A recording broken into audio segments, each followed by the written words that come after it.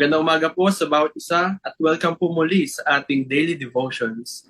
Ngayon po ay may pamagat tayong knock knock. Mula po sa Luke 11 verse 9, ito po ang sinasabi. Kaya sinasabi ko sa inyo, humingi kayo at tatanggap kayo. Maghanap kayo at makakahanap kayo. Kumatok kayo at pagbubuksan kayo. Ang ating pong babasahin na mula po sa Luke 11 verses 5 to 13 sa ating mga free time. At narito po ang ating pagbubulay. Have you experienced knocking tapos walang nagbubukas ng pinto? Medyo frustrating talaga pag ganun, no? Lalo na siguro kung mainit sa labas. Kaya naman, no one can blame you kung pagkaraan ng ilang tries, ay aalis ka na lang. Justifiable yun kung tao ang hinihintay mong sumagot at magbukas ng pinto. Pero the same can't be said about prayer. Sa panalangin, we keep on praying kasi alam natin na sumasagot si Lord. Sure tayo na ang bawat pagkatok at panalangin natin ay naririnig ng Diyos. Yung text natin ngayon mula sa Gospel of Luke ay kwento ni Jesus tungkol sa persistent knocking. Sabi niya, kumatok kayo at pagbubuksan kayo. Tandaan mo ito. Una, not all prayers are immediate. Hindi lahat ng sagot ay agad-agad.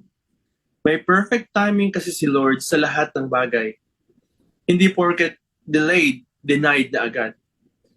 Pangalawa, hindi porket wala pang sagot, it doesn't mean that God is not listening. Newsflash, nakikinig siya. At sure ako may plano siyang maganda. Pangatlo, ang hindi pagtigil sa pananalangin ay isang expression ng pananampalataya sa Diyos. Faith in God yun. Kaya naman kaibigan, medyo struggle na ba ang paghihintay? Naiinip ka na ba o napanghihinaan na ng loob? Are you at the verge of quitting sa pananalangin? Take this cue from Jesus. May bunga ang persistent praying. Tuloy-tuloy lang. Huwag mag-give up. Pray for more. There's blessing in persistence.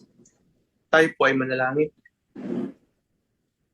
Lord, salamat po for reminding me na huwag sumuko sa panalangin. Thank you for reminding me na nakikinig kayo at hindi nyo ipinagpagwalang bahala ang mga prayers ko. Salamat kasi binigyan niyo ako ng bagong sigla at excitement to continue knocking. Hindi ako titigil dahil alam ko na sumasagot kayo sa panalangin. In Jesus' name, Amen.